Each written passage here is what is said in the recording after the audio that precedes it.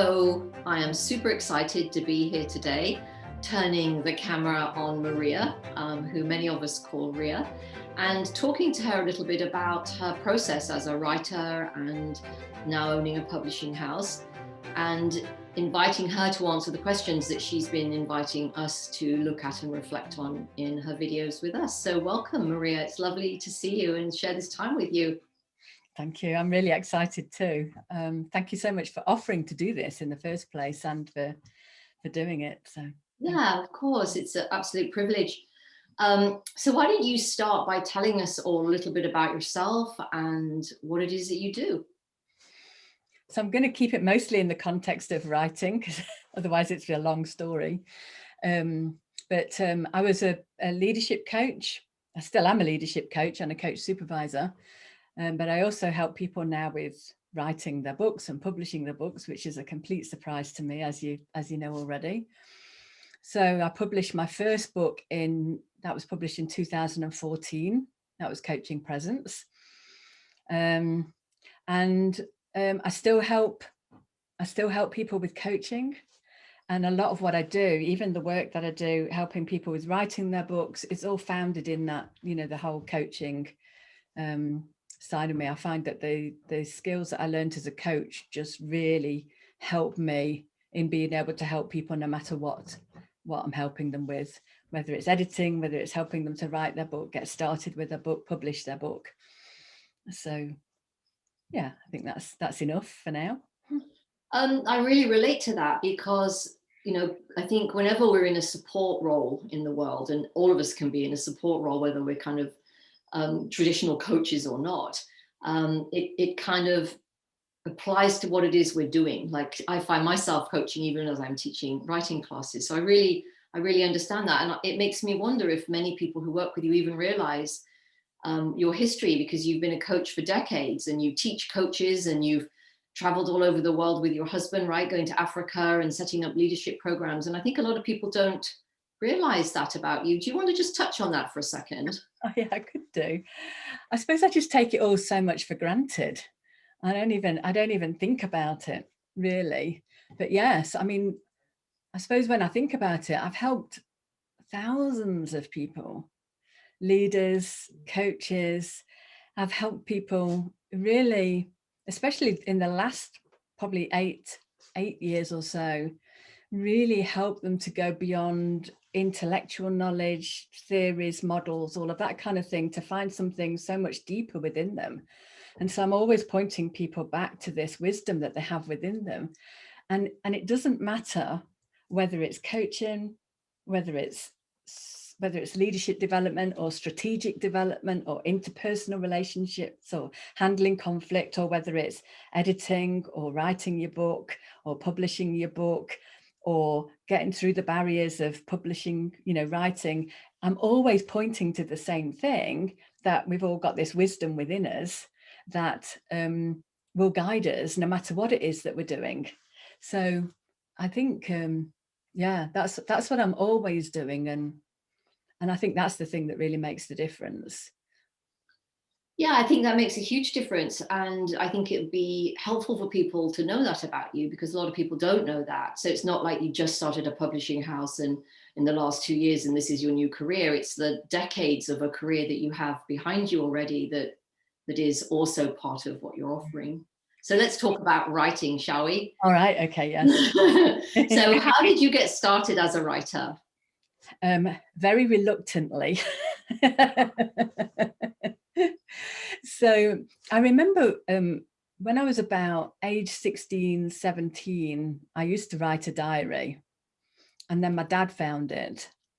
And yes, and I didn't write again. I didn't write a diary after that, because he told me that he'd found it and he told me what an interesting read it was. And I was like, oh no.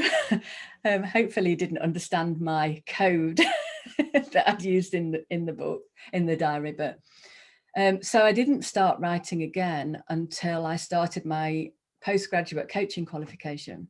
And for that, you had to write pretty much every day a reflective piece about your coaching. And I would have done anything to get out of that. Like, I hated it with a passion. I really didn't want to do it. I remember talking to my lecturer, asking her, surely there are ways around this. But somewhere along the line, between starting the course and finishing the course, the writing it became a part of who I am, a part of just what I do on a daily basis. So yeah, that was about 2009, I think. So I've been pretty much writing almost every day solidly since 2009. You know, that's fascinating because I know you really well. I didn't know that that was how you got started. And isn't it interesting that if you weren't doing that program at that time, would you ever have found this thing that is such a natural part of who you are? And if you didn't have to do it every single day, would you have kept the habit up of doing it if it just been for a month or so? I've often wondered, like, and maybe you could just speak to this for a second, how it is that you have the discipline around that. Like, as a writer myself, I think you have a much greater discipline than I do. And I know that other people, I hear it all the time, you know, oh, well, I had to get up early, I had an early meeting, or I'm too tired by the end of the day. There's so many reasons why writers don't write. How do you deal with all those reasons? Because it's not like you're not a very busy person. I don't, first of all, I don't hold myself to ransom if I don't do it. I think that's one thing, definitely. And there's something about writing that I love. And I don't know how I came to love it, but I think it was how much I learned about myself, how much was coming through in the writing that was a surprise to me, that was really helping me to understand me. I think that's how it all started, what I was learning about me through the writing. I don't think I could have learned any of that any other way. And so it became something that I really enjoyed. Then it became something that got me through some really dark times. I was going through a bit of a bad patch, and my mentor at the time said, you know, try journaling, which was different to what I was doing, because the writing that I was doing up until then was reflective writing about my coaching practice. That was pretty much it. And then writing those journals, I followed the Julia Cameron artist way, not rigidly, but I really enjoyed that. And again, it was finding out about myself and learning about myself. And then it's like my writing every day it's changed, it's shifted and changed at all different times. It's different, it's not the same. But I love getting up and writing. And if I have to get up early, I might say, right, I might have got 5 minutes to write today. Or if I've got something else on, and then another day I might write for an hour in the morning. It's always first thing in the morning. And I was talking to somebody the other day, and they said, they asked me for a suggestion. I said, well, you could write first thing in the morning. They said, well, that's when I do my exercise. And I said, that's my issue. Like, I don't know when to do my exercises because my writing is my priority. For her, the exercises were her priority first thing in the morning. Yeah. So. Well, I think that leads us really well into what is your writing process? Why don't you speak a little bit about your process overall? Yeah, it's been different so many times. So at the minute, and we'll probably come on to this in a bit, it's editing. Like, I'm editing a Caged Mind at the minute, so I'll probably come back to that. But so generally, I just sit down with my journal. I always have a nice journal, and I've got my fountain pen. Ash bought me a lovely fountain pen, so I write with my fountain pen and my journal. I always have nice journals, so it's a really pleasurable experience. I get a cup of coffee. Often I'm not even dressed in the morning. I've just got my dressing gown on, and I just sit down. And I think I wrote with nothing on my mind even before I started the method writing with you, because I just wrote whatever came to mind. The method writing changed that to a certain degree, but always sitting down without thinking about what I was going to write about. And I never, for a long time, I had no product in mind. So I wrote for many years without knowing what I was going to write. And then the idea for the first book came along.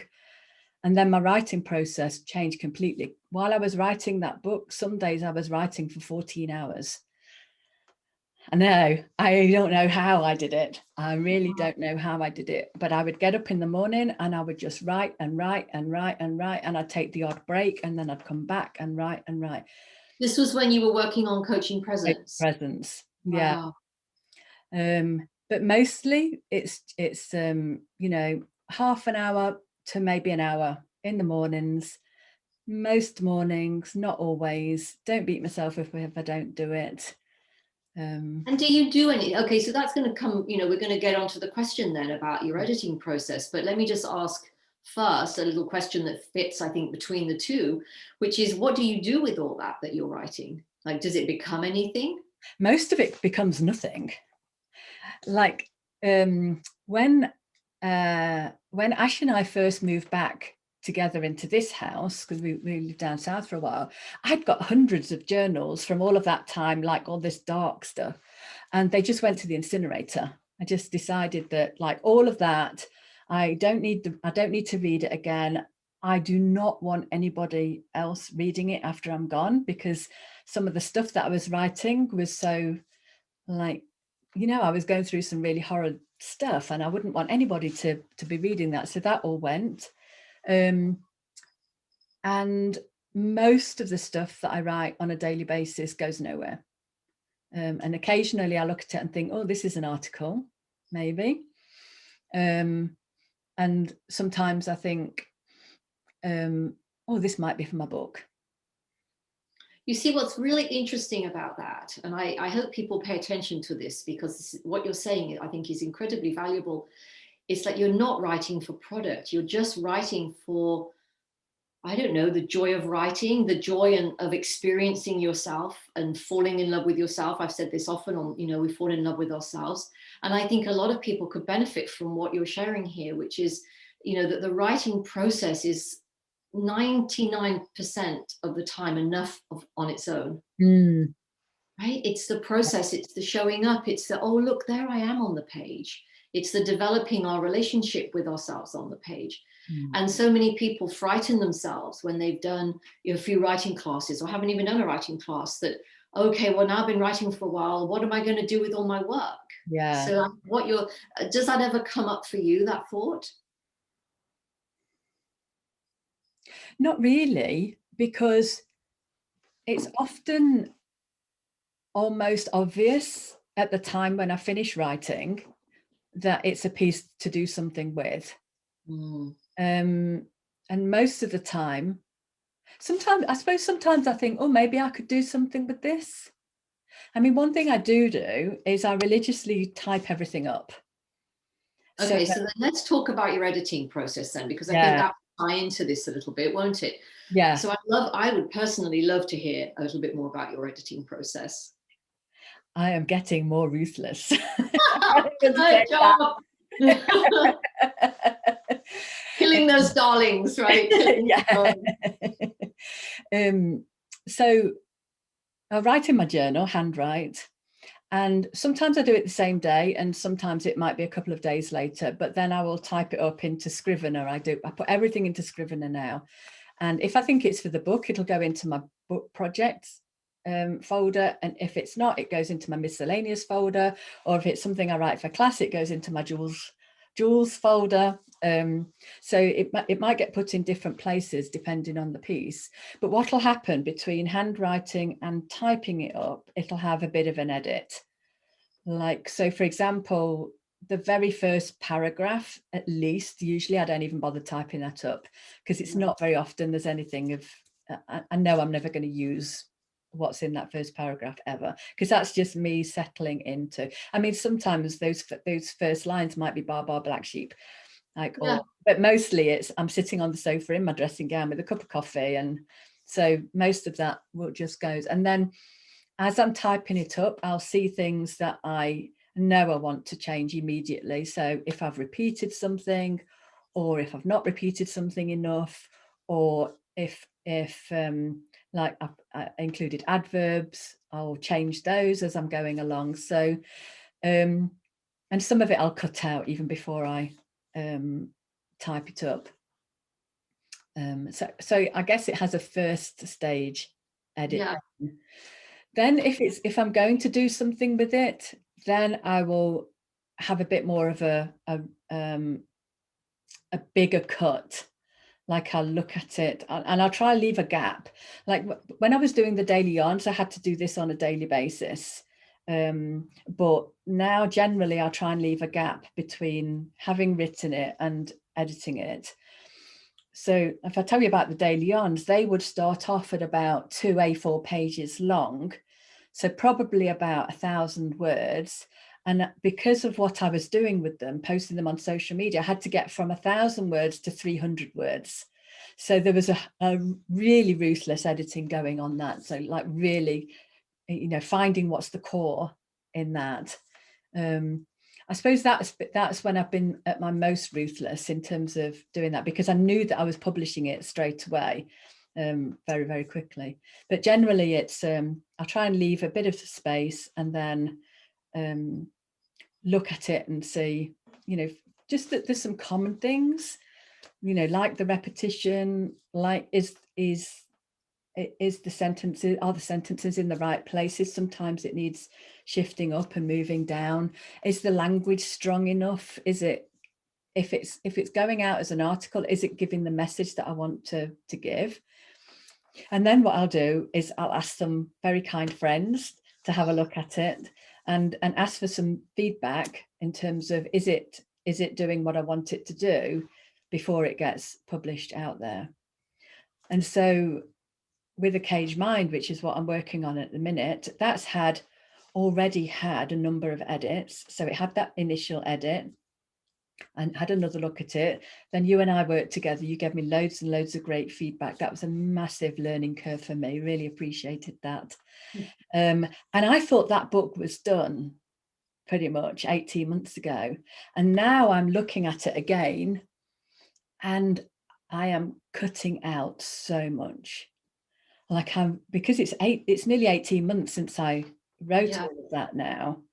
And so I can see it with almost completely fresh eyes. It's still my work, so it's not quite that straightforward, but really editing it right back. And it's not just about editing it back, it's also about adding stuff as well. It's like finding, where does it need more, where does it need less? And really seeing, and what's really helped me with that is helping edit other people's work, because you don't have the attachment to somebody else's work, so you can be really strong in saying, I think this needs to go, and I think this bit needs really strengthening in a nice way. But I think having done that for other people has made me really be able to look at my writing with a keener eye for all of that. Do you like, if you're cutting stuff out, but it's stuff you really love, like I said, you would kill our darlings, do you keep those darlings somewhere else in another folder in Scrivener? Yeah, in my miscellaneous folder. Okay. And I don't know whether I'll, you know, there's a lot in that folder now. I don't know if I'll ever go back to it, but it's there if I do. Isn't it interesting how we think we're at the reins, and we are at the reins of the creative process, but also the reins that someone else has the reins too? Because with the Daily Yarns, it was very clear that book was coming out, and it was coming out fast. Whereas The Caged Mind, it's been a slower process. So it's not like, I think that goes to show people that there isn't one formula for one person. We have to sort of do ourselves as the formula ourselves, while the formula is unfolding and letting us know how the project wants to be. Because you weren't going to sit on the Daily Yarns for 18 months. It had to be done, and it had to be done then. Yeah. Right? So I've published 4 books, and 4 completely different processes. Isn't that interesting? Yeah, really different processes. So when you're editing then, you know, the editing that you've done for yourself, you mentioned, you know, your own clients, is that really showing up in your work with your own clients? Are they sort of seeing the skills you have now to edit their own work? Yeah, the feedback seems to be really positive, that I really have an eye for it.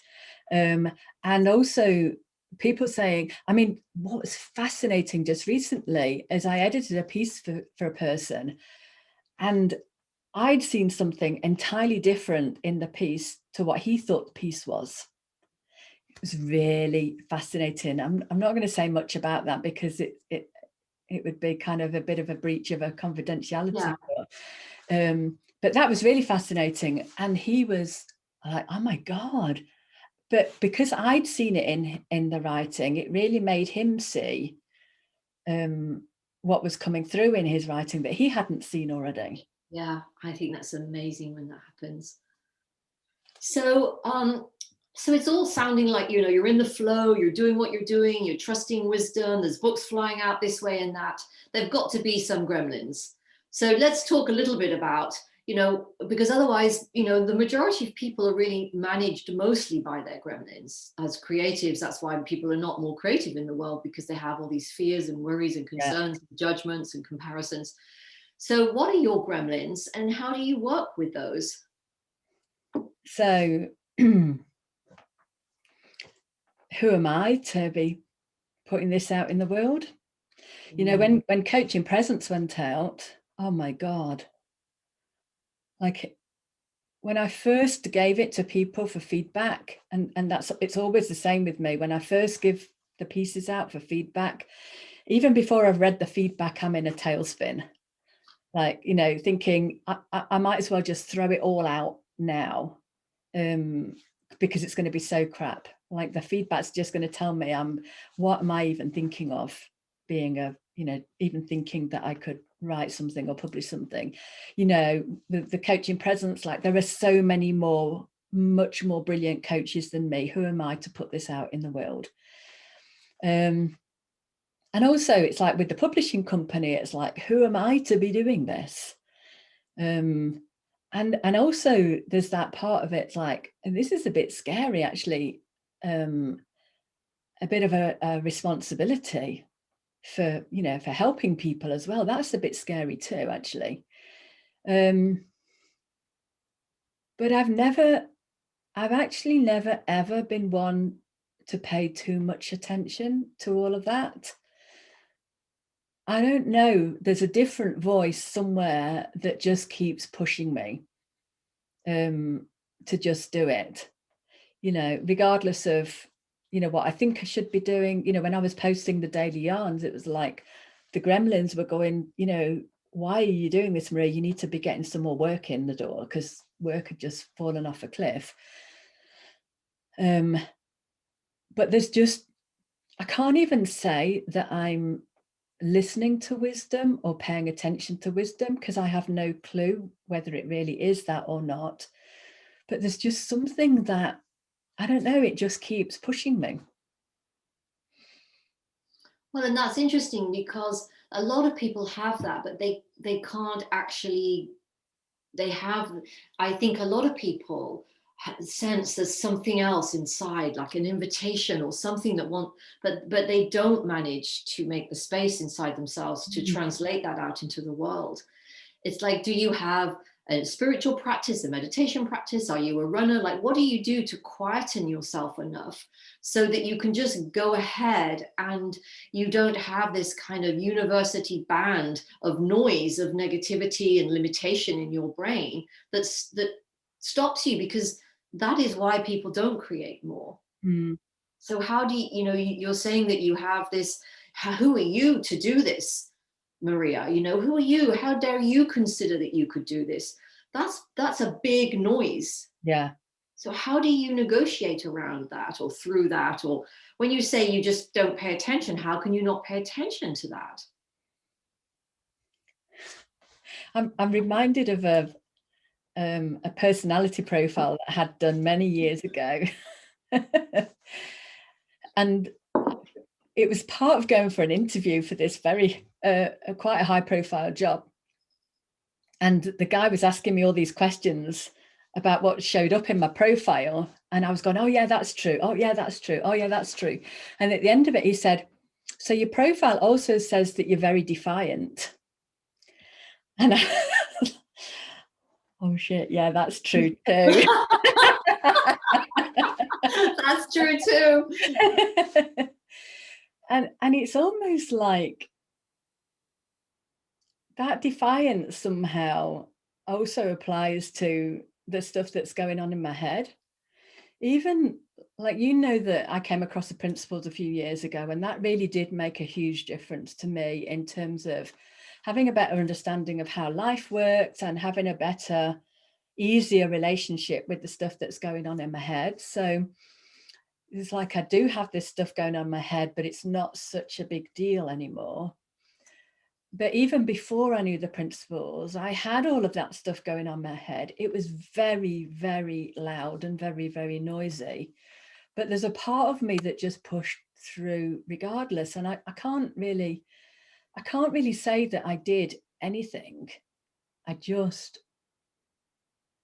carried on regardless. Carried on being defiant. Yeah. You know, isn't that interesting? It's like we look at words like labels like defiant and stubborn and opinionated as if they're a negative, you know, and what I'm hearing you saying is we can use them to our advantage. Why don't we all become defiant against the negative voices? You know, it's like, wouldn't that be, what an invitation that is? I'm going to take that on today and master my defiance in a new way. I love that. I absolutely love that.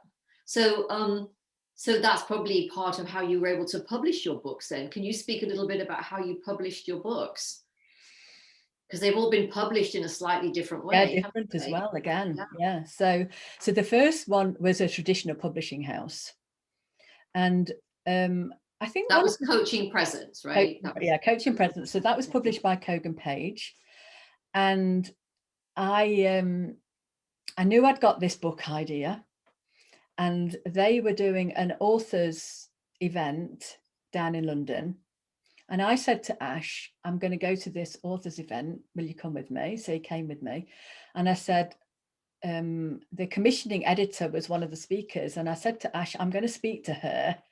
And he was like, no, don't. Everybody goes up to them and says, I've got a book. So anyway, I spoke to her and she said, you know, we've got a proposal online, fill in the proposal, send it through to me. But I missed a bit. So I knew I wanted Kogan Page to publish, because Kogan Page published the kind of book that this was going to be.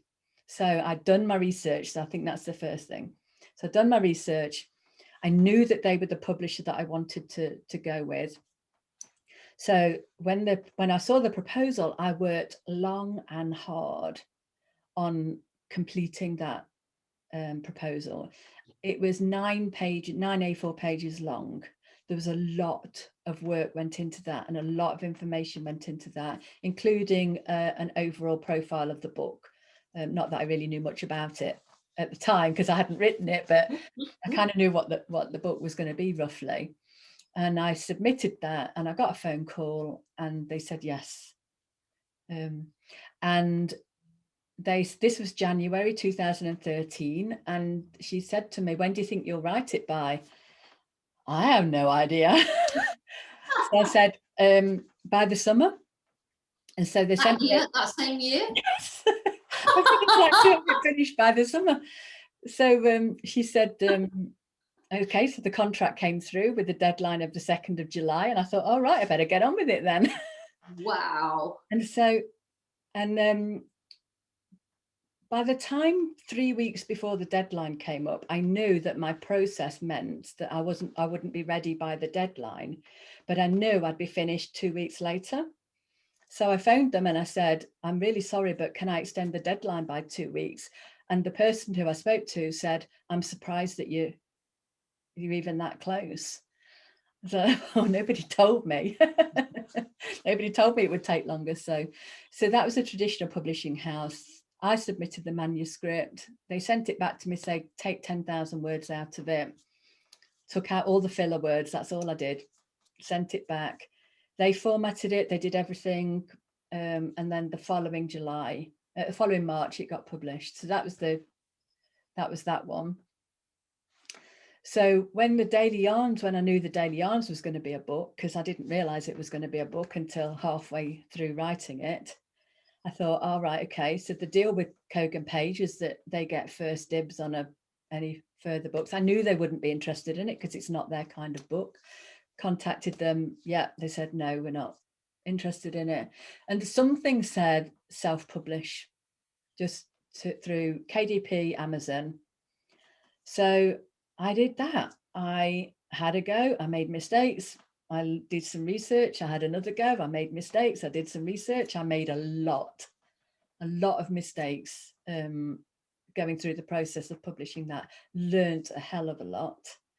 And then published it really quickly. No marketing, no other thought given to it, just get it out there. And for me, what I think that was me following that voice again that was pulling me in this direction towards the publishing press. So a different story, which is this one, which we've just published with some of the writers from your class, that was published through my press. Congratulations, very exciting. So it's the first one published through my press, and that really helped me to cement what I'd learnt from publishing the first book, and really know, because I did a lot of research for that one, really getting to understand the publishing process. Really, this one looks so much more like this one. I don't think you would look at it and say this has come from a very small press or self-published. No, you wouldn't. No. So yeah, so I keep on learning. And there's the one thing that I do say though, even with this book, we may not have done the proposal in the same way that I did the proposal for Kogan Page going forward, but we still did a version of it, because actually the proposal that you write for a traditional publishing house, you need to go through all of that if you're publishing your own book as well. If you want, it depends what you want the book to do in the world. But if you want it to give it a chance to do well in the world, then it's worth putting all of that effort in ahead of time in order to be able to know how to market it going forward. So, you know, it's fascinating what you're saying, because I would imagine that this gives your clients who you're helping publishing their books and editing their books, and your classes that you're doing for writers, a lot of confidence, because you've actually applied everything that you've been learning to yourself. A lot of people who work in the publishing world, they just kind of started working as an assistant and made their way up through the ranks, and then haven't necessarily ever published a book themselves. And you have, with The Cage Mind, the fourth book. And I think you'll have a deeper cut internally about what you're doing, because it's your own work that you're publishing. And so you bring that to your publishing house. So just before we start talking about the press itself, what is a tip that you have, like, for aspiring writers or current writers out there? A lot of what I hear in my classes and with my students is that a lot of fear around writing, and, who am I to do it and who am I not to do it? I've got this idea, but nobody really wants to. Oh, it's already been done. How do they create that defiance to not listen to all well, anyway, maybe you have a different tip. So what would be a tip? I'm just talking about what I need to know from you, but we'll have that conversation at another time. So, questions personally. So what would be a tip for aspiring writers and authors, would you say, for everybody?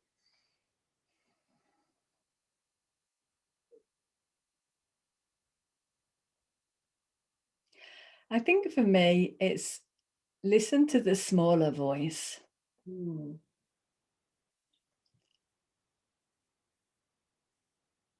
One of the things that I say to people when they first come on the first program is, we're going to be working together for 3 months. And at the end of the 3 months, give yourself permission to have not written a word of the book. Because I know that if somebody if somebody wants to write a book, if they know that they want to write a book, it's got nothing to do with what's going on up here.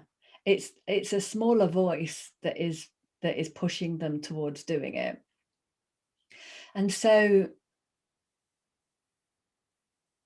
and even though the voice is really small, it's very compelling and it's very strong. And regardless of all the noise that's going on in here, it's still going to make them write and publish a book if it's meant for them to do that. I really, really trust that.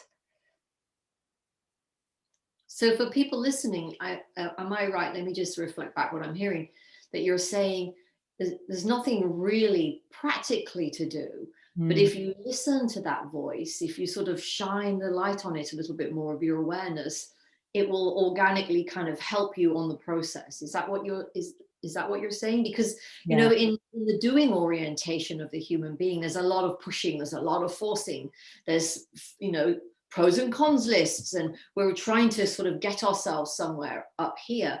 But what I'm loving that you're saying is that if we just settle in, if we just quieten a little bit, everything we need is there. And if we just pay attention to that little voice a little more, we'll know what the next steps are, and then this next step, and then the next step. Is that kind of what you're sharing? I think so, because for me, the writing and the publishing of the book,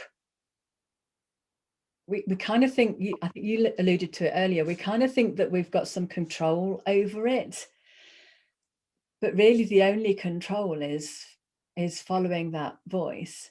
And so this is why I'm not worried if people come on the program and they don't, I mean, they generally do something. And that's what I trust. It's that in having given themselves permission to not do it, it somehow enables them to be able to hear the voice that says do it. So yeah, loads of people say, you know, do this, do that. You know, the thing that I've been seeing more than anything, even just reflecting on my own writing practice, is there isn't a way. And that when that, you know, that voice will all of a sudden go, okay, now you're doing it. It's like when I was doing when I was writing the daily yarns, I didn't know why I was writing them. I didn't have a plan. I didn't know that they were going to form a book. It was just something, even though the noise up here was going, do something else. I just wrote. I love that. I love the fact that you didn't know. Every day you're writing and every day you're spending all this time editing at a time when your business is, like you said, gone over the cliff, your income's gone over the cliff with it. And there you are sitting writing these daily yarns that you didn't think were going to end up being anything, but you were listening to that voice. I love that. So let's talk about the publishing company, because this seems like the perfect time to transition to that now. How did you start your publishing company, for those people who don't know? Yeah, I mean, that wasn't something that I planned either. And it was so funny to me that you saw that coming before I did.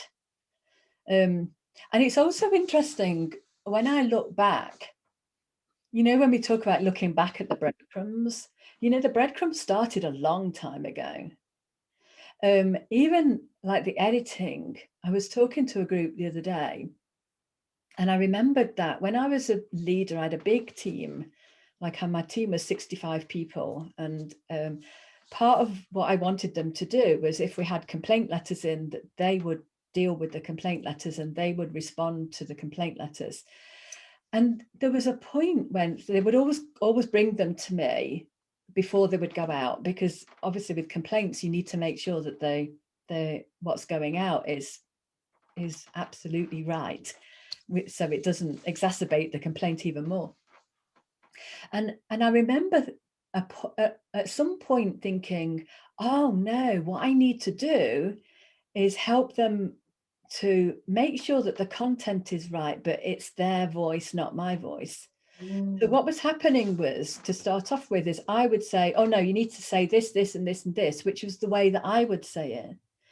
And I just think that's really fascinating, that even then I knew something about helping people to find their own voice on the page before I knew anything else about writing. And then seeing how the breadcrumbs came about with the publishing house, how I think publishing the daily yarns was not about getting a book published. It was about, that's the breadcrumbs that have led me to this, because as a result of doing that, I put something out about that process, about how many mistakes I made. And then people had been saying to me, will you help me with my book? But even before all of this, And I would say to them, well, it's not what I do. It's like, it's not, it's not, I'm a coach. And they would say to me, yeah, but I really value your opinion, Maria. So yeah, it's all just been breadcrumbs. And then getting to a point where you go, oh yeah, I've got to say yes to this. So then I find myself registering a publishing company in November last year. It's so interesting because most of us, and I put me in this category as well, I want to know why I'm doing things. And I think what you're really pointing to with everything here, as a writer and as somebody who owns their own publishing house now, there's what I'm hearing repeatedly in what you're sharing is that you just kept showing up for what was in front of you, not the bigger kind of what can often be quite scary, the bigger picture that we can make up. Even a success can often stop people, this big picture of success. But what I'm really hearing is just the sort of the quiet presence, which is interesting. Your book was called Coaching Presence. Maybe that was another breadcrumb, right? That you're just like, you're not attached to this big something in the future that stops a lot of us. You're just looking at the steps. Reminds me of the David Whyte poem, just start with the first step, your step, right? The first step that we have to take. And I'm learning something from hearing you talk today, because it's really about that. It's about listening to what's going on in the world, listening to the little voice inside, and then taking a step, and being defiant against fear. It's a fantastic recipe. And so what are you, sorry, go on. Yes, go. I do get on that bandwagon though sometimes, when I think that, I've even done it with the press, where it's almost like, first of all, I'm following and I'm just going with what feels right. And then my head kind of gets in the way and starts trying to make all these plans as to, I'm going to do this and I'm going to do that, I'm going to do this. And then I kind of remember that, oh no, it doesn't, it works best when I don't try and keep a hold of the reins. So I do get pulled along sometimes. And I think that's why, I really had to take a rest this bank holiday weekend, because I was working long hours and doing lots of things. And I think that part of that is me thinking I'm in the driving seat. Yeah. And so like sometimes I just have to remind myself that, like, when I kind of relax back, I don't need to have such a hard grip on the wheel. It's very counterintuitive. We're not taught that at school. We're taught do more to get more. We're not taught do less to get more, which I think is so important. So what are you working on right now then? Now you've had your quiet bank holiday weekend. So personally, I'm back to working on A Caged Mind, which is the book that I thought I'd finished writing, must be 18 months ago now. I'd written, I'd edited, I'd done loads of work on it. And now I think I've got maybe at least another 10 pieces that might go in it. So I need to look at those still. But what I'm currently doing is working through that, just systematically editing that, ruthlessly editing it, really taking each piece apart almost to put it back together again. And then when I've gone through all the pieces that have had previous edits, I'm going to look at these other extra pieces. I don't quite know yet how that's going to look. In terms of editing, I don't know if I'm going to see where they fit in first or whether I'm going to edit them first. I don't know yet. I'm kind of wait and see what happens with that. I've had a number of conversations with people about publishing their book. That gets a bit scary. Some I've really had to think about, what do I want to do and be as a publisher? And so if somebody comes along and says, I just want you to do the admin bits, just, I don't know, just upload it to KDP for me or something like that, I'd say, well, that's not really what I'm interested in. I'm interested in books that I can get my heart and soul behind. Wow. And then really hold people's hands to make sure that the book is the best book that it can be for them, that it's their voice. Yeah, so, there's a few irons in the fire at the minute. We'll see. Well, I have to tell you, I am like incredibly excited to have you work on my mum's book, and I know we'll be setting up a Zoom pretty soon, and it's it's a big project for her. She's almost 89 and she's written her memoir, as you know, and I couldn't wish for her to be in better hands. So I'm super excited. And then hopefully you'll have done mine. So at least you'll have done 2 of the Swales family books by the end of the year. that's doing, I mean, I am so excited to. It's a privilege to. It feels a real privilege for me that you would entrust your mum with me, and that's partly scary as well. But it is. I think it is. I think it's a massive privilege, and I really want to make sure that it's as easy as possible for anybody who comes to me to publish their book. That I really, really make it still their book, and they get all the final say and all the decisions in that, but help them to do that. So what about your wow, I'm just thinking about all the things you're doing. Oh my goodness, I realized you needed your bank holiday weekend. What's happening? Like a couple of questions then I'd like answers for, and I'm sure the audience would as well. How do you help people with their books? I mean, I'm talking about the writing of them right now. Mm-hmm. And then could you just say a little bit about your writing programs that have come out of last year as well? Yeah.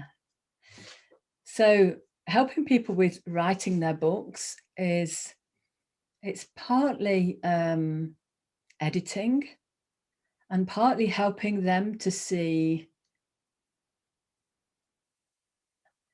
So the words that's come into mind, and I've used this a few times, is the David in the marble. So helping them to realize that what they've crafted is a beautiful, beautiful piece of marble, and then help them to be able to find their way to bringing out the David in their writing. So it's having a look at the book, either looking at it with an overarching view of it, to see how it might be structured, or to look at the actual content of it, and where the writing can be clarified or made stronger or made more beautiful, or just help them generally with that. And then once they've got the editing of the book, and then making it into a really beautiful looking book. So the quality of the book, the writing is the best quality that it could be. And also helping people to see the quality of their writing, because a lot of them, you probably know this, a lot of them don't see how good their writing is. And so really I want to help people to see how good their writing is. Then make a really beautiful book, whether it's a beautiful cover and a beautiful interior, so that it has a really good chance in the world. It's interesting because you were sharing about the guy that you recently saw something in his piece that he hadn't seen. So I think when you talk about Michelangelo's David, you're also talking about that piece, aren't you? It's like, what are you seeing that maybe as the writer sometimes we don't see? What's the message in the piece that's got lost because of all the words and taking all the words away, or in the marble, in the case of David? Then we get to see what there actually is that's in there. And, I've obviously seen a lot of books, and I have to tell you, I was incredibly impressed with A Different Story, because I thought it was like as professional as any book could ever be. So you did a beautiful job with that. But what about your writing programs? Oh, there's a couple of things I wanted to ask you.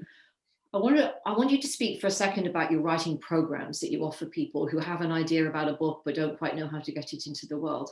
And then I also want to know, like, let's say I came along and I was a bit of a procrastinator, and I didn't want to spend too much time looking at why I'm not writing, and sort of, I don't want your soft hand. I want you to help me get a book written in the next 2 months. Do you address that as well? Do you get behind me with a stick up my butt and say, come on, we're going to get this done. This week, I want you to do this. Next week, I want you to do that. And then do you have that as well in your programs? So what I'll do is in the programs, it might be different things for different people. Okay. So there is the program. So if we start with the first program, which is about unlocking the book. So all of the exercises that I get people doing in that are designed to help get it, if they're not writing already, to get writing. Oh, good. And if they are writing already, but they've got all of these fears, some of the exercises will operate at the level of those fears and the things that's getting in the way.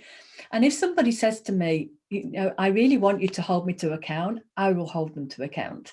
So it's really horses for courses, because I'm in the same way that not every book is written in the same way. Every author needs a different way of being supported. And I think this is where my millions of years of coaching skills comes into play, because I can be different with different people. Awesome. You know, I will be what the person needs, and I know how to help a person to get moving without it being a stick. Oh, I love that. I love that. Yes, and I can really see how your gazillions of years as a coach and teaching coaching to teaching other people how to be tip coaches, which is what you've done as well, really helps with this process now on working with people as writers and creatives. So what are the other parts of your writing program? So the other part is editing, like helping people to be able to look at their own work and edit their own pieces. And as part of that, they will help edit other people's. Oh, that's great. So that, and that's doing it in a very playful way, so that there's no, like, there's nothing on it. This is what I don't want anything on it when they're editing other people's pieces. The reason why I ask them to edit other people's pieces is because what I've realized for myself is the more that I can see in others, the more I can see in my own writing. Yeah. And I think that's part of how the coaching helps me, is I understand how people's minds work at different levels. Yeah. So everything that I'm doing in my programs operates at different levels. So the very practical, pragmatic part, and then there's a getting underneath stuff that's going on that's getting in people's way. And then the last course is a very, very pragmatic. I've written my book, I'm ready to publish, I'm going to self-publish, how do I do it? And just go through all of the steps that they need to get through in order to be able to get their book published on somewhere like Amazon. So if somebody came to you then with an idea, basically they do your programs, they get out of their own way, they write their book, you help them edit their book, they help edit other people's works, they've got now their book, and then they can, it's a one-stop shop. They can then publish it through your publishing company. Well, and they're the people that ideally they're the people I really want to go through the whole thing with. Yeah. That's what I really want. Yeah. I can see that. Yeah. So if there are people like that, and I'm sure there are many who are interested, how do they get hold of you? Like, how do they find you, and what would the next steps for them be? So they can find me on Facebook. Maria Iliffe-Wood Wordsmith is my Facebook page. I'm on Instagram, Iliffe-Wood, at Iliffe-Wood on Instagram. Also, my website is iliffe-wood.co.uk, but Dawn will put she'll put the everything will be down there, right? On the bottom, yes. So that'll be there. And then if people just had questions or random thoughts and ideas, they could reach out to you that way as well. Yeah, just absolutely. I mean, there's nothing better than having a conversation with somebody, especially if they're in the early stages of the book. I was speaking to somebody the other day, and she said, I had this conversation where I'm very careful about explaining the whole process, because it can look like a massive thing, and that's one of the things that gets in people's way, is seeing, they don't just see the step right here, right now, they're looking ahead, and it's a huge thing. Is helping them to be able to see what's ahead of them, but without it being overwhelming. Yeah. And this person said to me, she says, it's the first time anybody's gone through a really complicated process with me, and at the end of it, I haven't had questions. Oh. And I was like, I was really pleased with that feedback. And I think that's what I can do, because I can gauge what people can take. Yeah. This person could clearly take a lot of information. I was kind of gauging that as I went along. So we covered a lot. And she knows that I'm going to be here to help her through the whole thing. So there's an understanding, because I want people to understand what's involved, because they're the people who are going to be making the decisions, but I will be helping them to be able to make informed decisions. So I've got one quick question at the end that just came to me. Some people might be listening to this and be thinking, oh, I want to do that, but I don't even have an idea for a book. I want to do her writing programs, but just because it sounds great, but I don't have an idea for a book. Can those people work with you too? Definitely. Yeah, definitely. Because it's really interesting in the program, all of the exercises are invitations.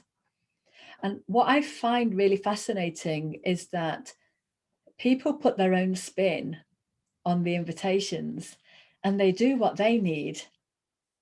So they're still kind of doing the exercise, but they're doing it in the way that they need. Awesome. Yeah. So it's very personalized that way. Mm. Well, I think this has been brilliant. I want to sign up for your program. So let's have a chat about that, you and I, find out when the next ones are happening. And I think that your audience and people listening are going to find this incredibly helpful. So thank you for taking some time just to talk about yourself and your work as a writer and your work as a publisher. And best of luck with everything moving forward. Thank you. Thank you so much, Jules. That's just been lovely. Been lovely.